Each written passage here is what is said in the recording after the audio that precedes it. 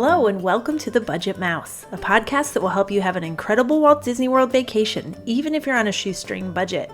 I'm Leah, the blogger behind The Budget Mouse, and I visit Disney World several times each year, but I'm not rich. I just have tons of tricks for doing Disney on the cheap. I want you to have the incredible vacation you deserve, so I'm sharing all of my tricks with you on my site and here in the podcast. This week's episode is about my tips, hacks, and favorites from the Epcot International Food and Wine Festival. So let's dive in.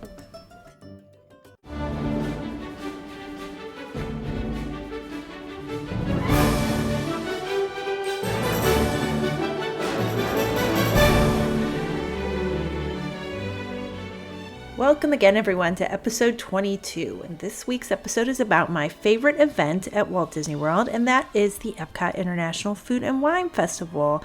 So I got to attend this year a few weeks ago, and I want to share a bunch with you today about the event. So while it's my favorite event of the year, it is not a very budget-friendly event, okay? This is a pretty pricey endeavor to go to Food and Wine Festival, but I'm going to share my tips for saving money at the festival with my recommended items that are budget-friendly and my tips for enjoying yourself at the festival and just getting the most out of the experience no matter what you spend.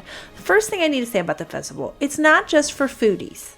So if you've never been and you're not particularly drawn to the festival, I would say give it a try. You will probably have so much fun. And what I like about it is this. You can try an item that you might not be willing to order in a restaurant, that an entree that costs $30. You can try for $4 or $5 and make up your mind if it's something you like or not. So it's really great, even if you're not a foodie, to sample and try a bunch of different food to learn what your tastes are better and what you might like to order in a restaurant. So I want this episode to be helpful if you're visiting this year or just to inspire you to visit in years to come. Here are some festival basics. First of all, there's no additional cost to go to the Food and Wine Festival. It's included with your Epcot park admission.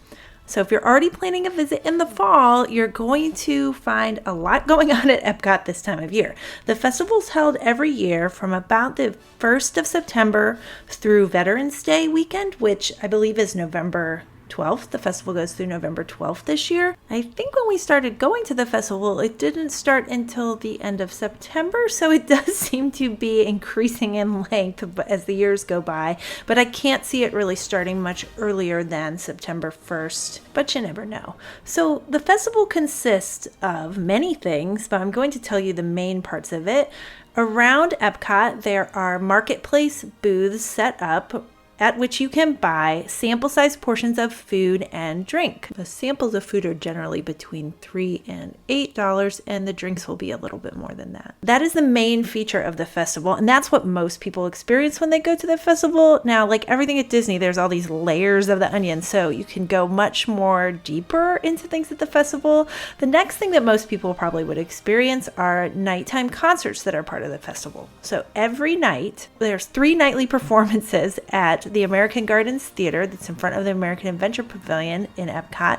And these are going to be concerts by artists who probably had their heyday when you were in middle school, if you're anything close to my age. But they are really fun. So I got to see Starship with Mickey Thomas a few years ago, and it was so good. There are some concerts that are more popular than others, and the whole schedule can be found at the Disney Food blog. I'll probably reference you to that site many times because they are the authority on all things food at Disney World, particularly Food and Wine Festival. So the 3 nightly concerts are a big draw for the festival. Also, there are low-cost seminars about wine, cheese, all other kinds of alcoholic and non-alcoholic drinks that take place every day of the festival as well. So that's actually there's even more. There are hard-ticketed events that are very, very pricey, but to give you a sense of the scope of the festival, it's huge. I'm going to focus on what most people experience, which are the marketplace booths, and trying to give you some tips for saving money at them and just having a good experience at the festival. So first of all, it gets crowded. What a shock. I mean, it's Disney World, right? So my first tip is try to avoid the crowds at the festival and long lines that form at the booths. So the best way to do this is to not go to the festival on the weekends. Not only will you avoid crowds, you'll avoid a lot of drunkenness that unfortunately happens at the festival, as local people descend on the festival, including college kids, and it can get a little rowdy on the weekends there during Food and Wine Festival. So if you're going as a family, avoid it. Also, just avoid it for the crowds because it is doubly as crowded on the weekends as it is during the week. So if you can at all, do not go. We went on a Monday and it was very low crowds. I think it was the second Monday that the festival was open. If you can go on a Monday or during the week, that is highly recommended. Also, it's very hot in Epcot at this time of year. You know, fall in Florida usually means in the 90s or 80 degrees if you're lucky. And so you will want to make an effort to stay cool at the festival. There isn't as much shade at Epcot as you would want. And so my main tip for staying cool is to get a bunch of food from the food booths and carry it into the air conditioning where you can sit down maybe and eat it. So I went with my dad this year and we used this tactic quite a bit.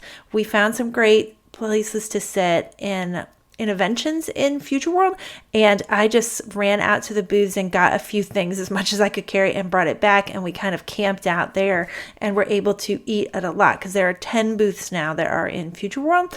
There are other places throughout World Showcase and Epcot where you can stay in the air conditioning and like take turns going out and getting food. Any quick service restaurant in the World Showcase will allow you to sit there. You don't have to buy food at that restaurant in order to sit there. So if you can find a table, especially during off-peak meal times, and get in the air conditioning and camp out and eat your food there, you will have a much more enjoyable time.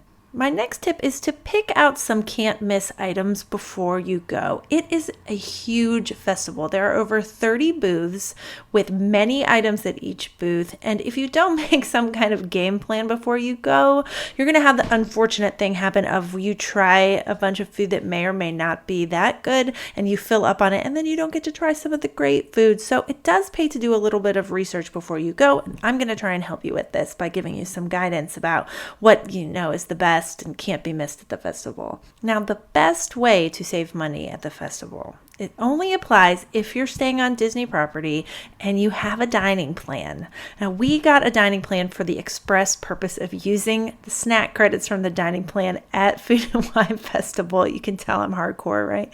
So we got a quick service dining plan for 3 nights, and there were 2 of us on there were 3 of us on the plan, but my sister did not go to the festival, so we did not use her snack credits. We left them for her. We wanted to, but we didn't use them.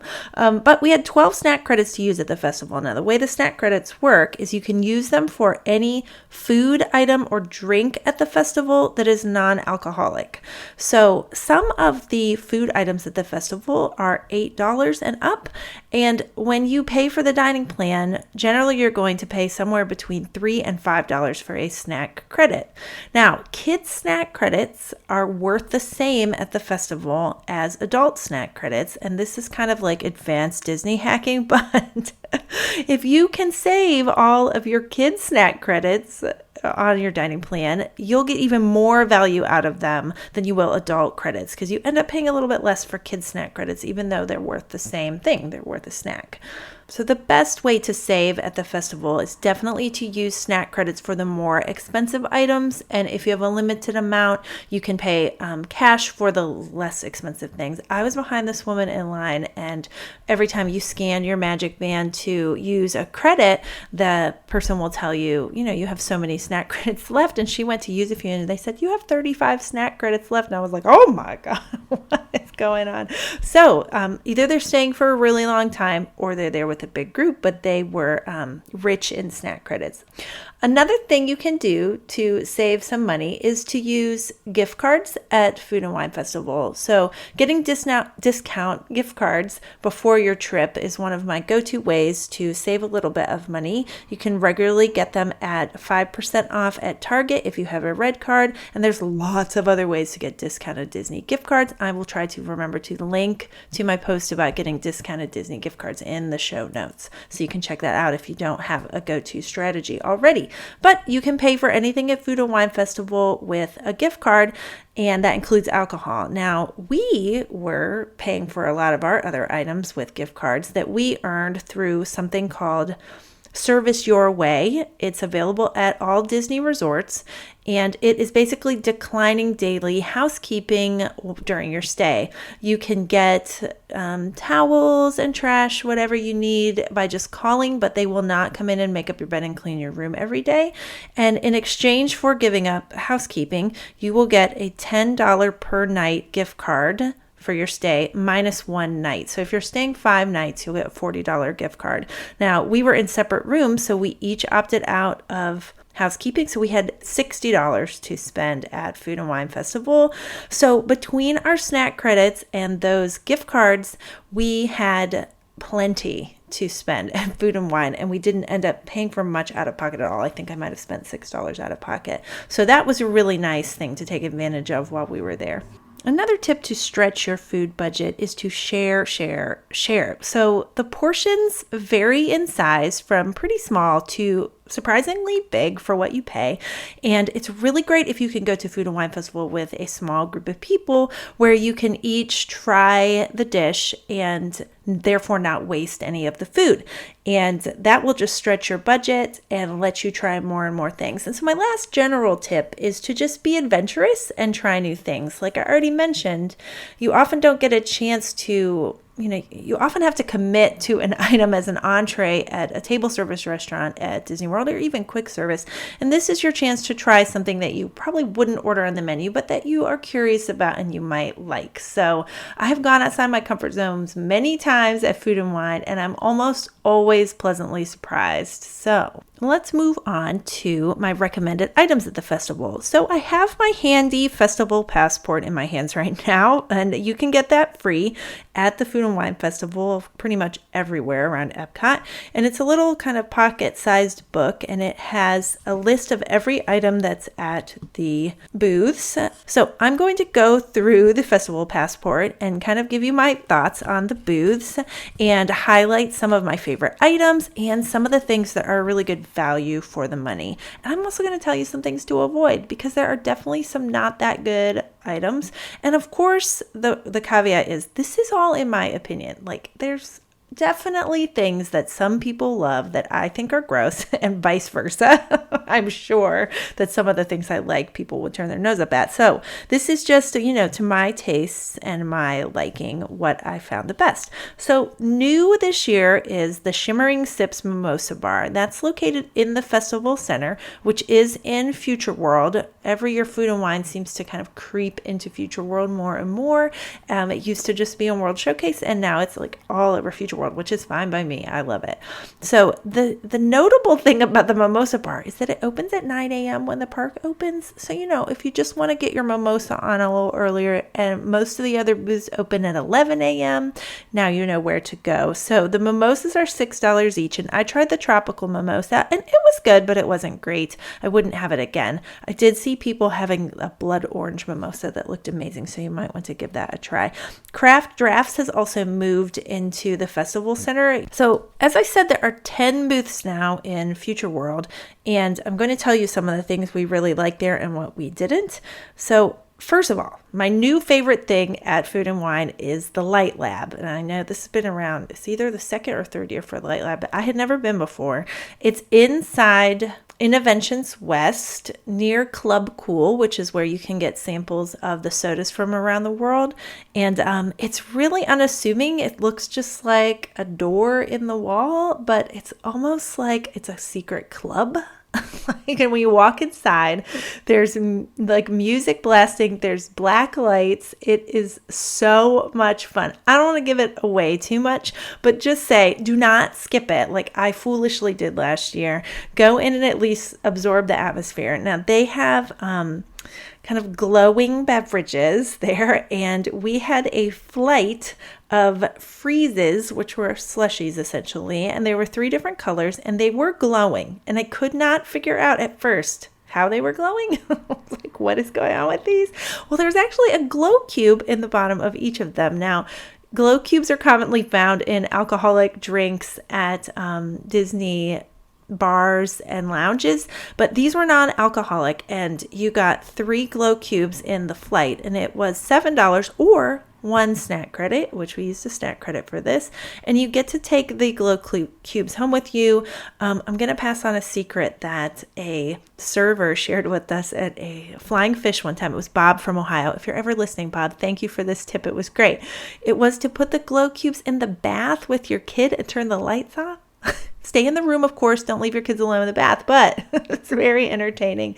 And it kept my daughter busy for quite a long time at first, playing with the glow cubes in the bath. Right outside Innovations West, you'll find a bunch of booths. Flavors from Fire is one that you'll smell before you see from the smoke. They're actively cooking there. We tried this year the charred chimichurri skirt steak from there. It was on a smoked corn cake with pickled vegetable slaw and cilantro aioli. And all the accompaniments were great, but the steak was super tough. So I don't know if we just had a bad day, but I would not recommend that. I meant to try the smoked corned beef with warm crispy potatoes, pickled onions, and blonde ale beer fondue because I'd read it was really good, but in the excitement of the moment, I went for the wrong item. So don't be like me. Go for the right thing. So there's croissant donuts or cronuts at Taste Track, which is near Test Track, and they are a fun feature at the festival. So also outside of Innovations West is Earth Eats, which has a few burgers, including a veggie burger, or maybe it's even vegan. I think it's vegan. And Active Eats, which has the famous loaded mac and cheese with Nuski's pepper, bacon, cheddar cheese, peppers, and green onions. I've had it before, and it's excellent. I've also had the Verlasso salmon from this booth in the years past, and it was also good. This year I skipped it because I went to Coastal Eats instead and got the lump crab cake, which was great, and the baked shrimp scampi dip, which was not great. The scampi dip was really greasy and super salty. So we only actually had a few bites of it. That's all we could handle. I do need to say a sad thing here is that I recorded audio of my dad and I tasting these dishes and kind of our commentary there, and I lost it because I did not have a backup plan for recording my audio for the podcast. So lesson learned, I am still kind of a newbie at this, but I will not make that mistake again because it was really great audio and now it is gone and you just have to listen to me ramble about this food and try and remember what I had. So one thing I don't forget though is the liquid nitro chocolate almond truffle with warm whiskey caramel at the Chocolate Studio. Do not miss this item. It's one of my favorites. They make it on the spot with scooping the chocolate truffle, the kind of ganache up and dropping it into liquid nitrogen. It takes 10 seconds. Then they scoop it out, bang it with a hammer to break it open, drizzle the warm whiskey caramel on it, and give it to you. Amazing. I did have to kind of run it back to my dad before it melted because it is supposed to be frozen like ice cream like. It was pretty funny. I've also had the sweet dark chocolate raspberry torte there, and it's really good, but it's really rich. So just have a lot of people to share it with. At the Cheese Studio, I had the maple bourbon Boursin cheesecake, and it was probably my favorite sweet thing at the festival. I'm just a little speechless. It was so good. The flavors, the texture of the cheesecake, it was light. It was so good. So another thing not to be missed right there side by side.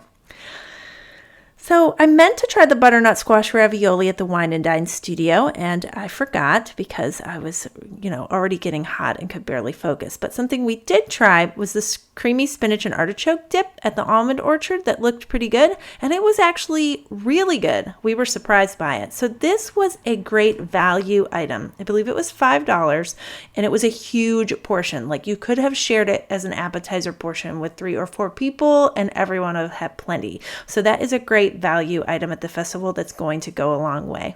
Now I'm going to kind of work my way around the World Showcase, going clockwise around, starting with the booths that are right there when you first come into World Showcase, if that makes any sense. The refreshment port this year has poutine, various kinds of poutine, and I've heard some people say that the sweet potato poutine was just too sweet and kind of gross. I didn't get to try it. It just didn't sound like something I wanted to go for.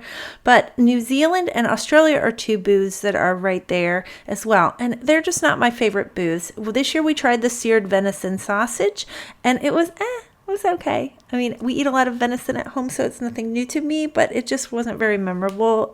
It wasn't bad, but it just wasn't great.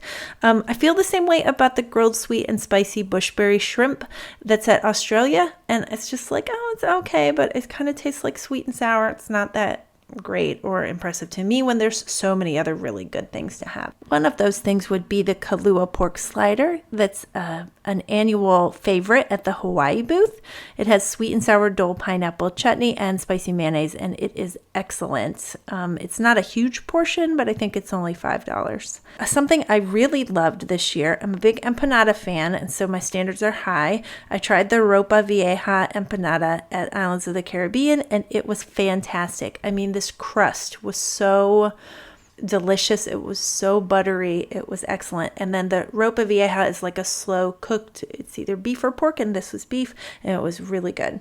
So at Greece, we tried the Taste of Greece, which is a little sampler platter, and I would not recommend that. The serving sizes were tiny, and the food was nothing notable. I mean, it does taste like Greek food. I've been to Greece and had the food, and it is authentic, but it wasn't the best. Now, the spanakopita is another story. So I love spanakopita. That's like a Greek spinach and cheese pie and like a phyllo dough. It's vegetarian, it's excellent, and it's a pretty generous portion. I think it's $4.50. And you get 2 good-sized pieces of spanakopita. So that is one of my favorite. We also tried the wine flight at the Greece booth this year, and it just wasn't to my liking. There were 2 whites and a red, and one of the whites was quite sweet, and they didn't really do it for me. So we skipped over the Thailand booth this year, though I really would have liked to try some things there. But again, there's just so much food. You have to make some tough choices at the festival. But we never skip over the Mexico booth. It's one of my favorites, and they do not disappoint. Every year, something is good, and sometimes everything is good. This year, we had the short rib tostada.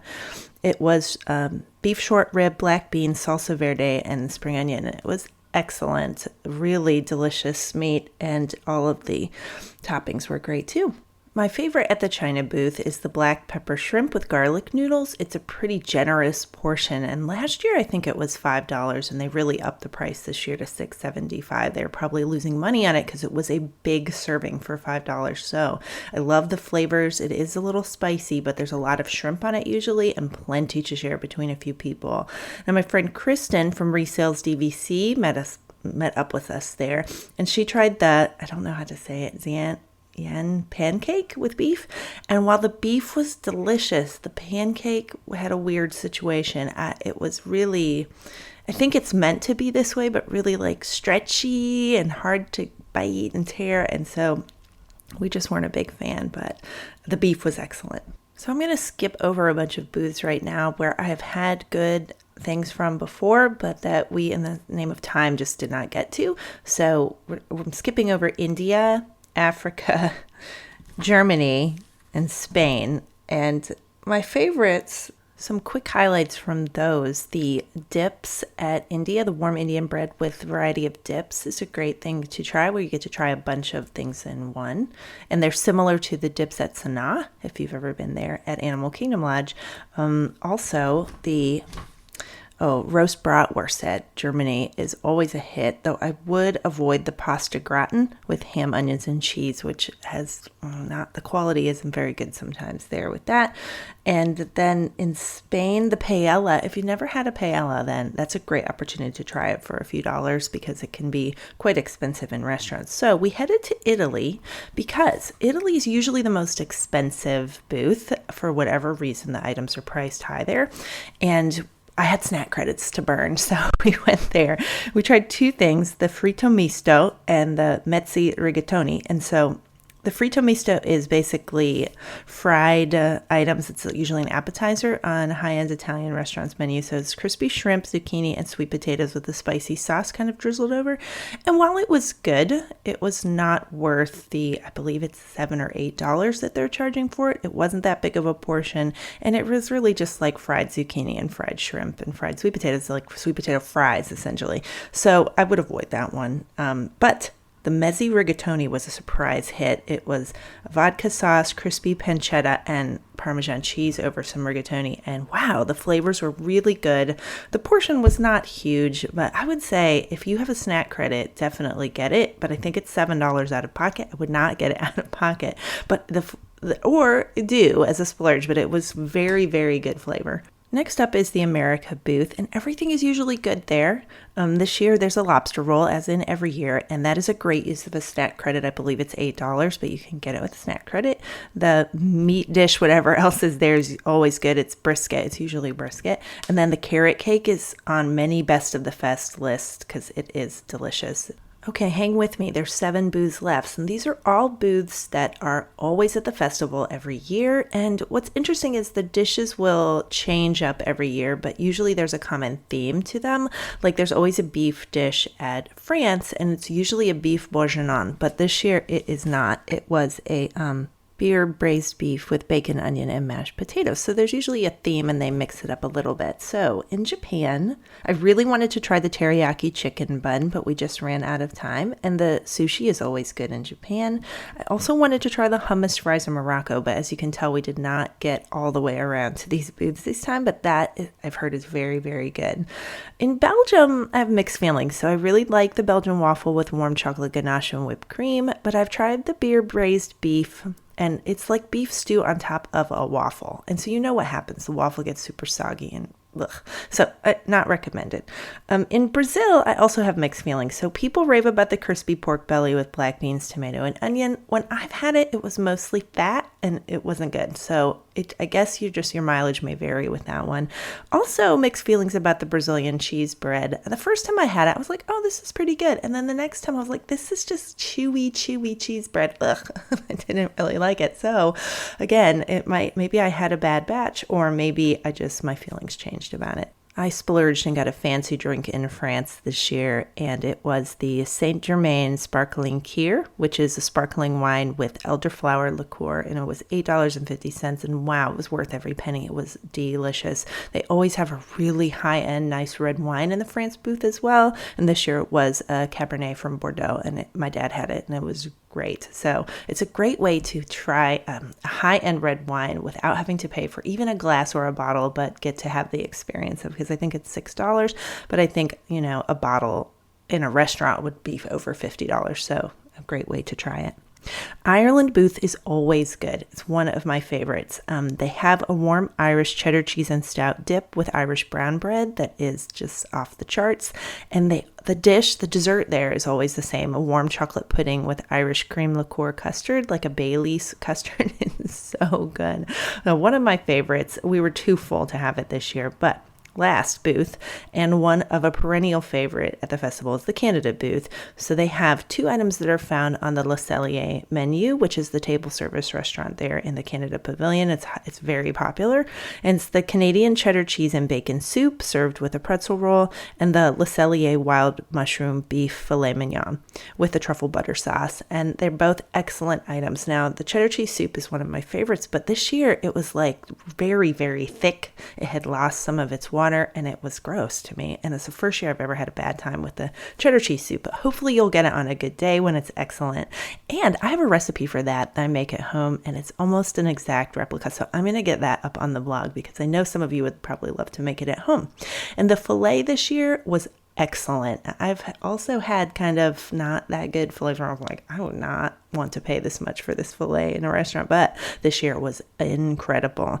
So I believe that wraps up most of what I wanted to say. I know this episode went long, so thank you for hanging with me for it.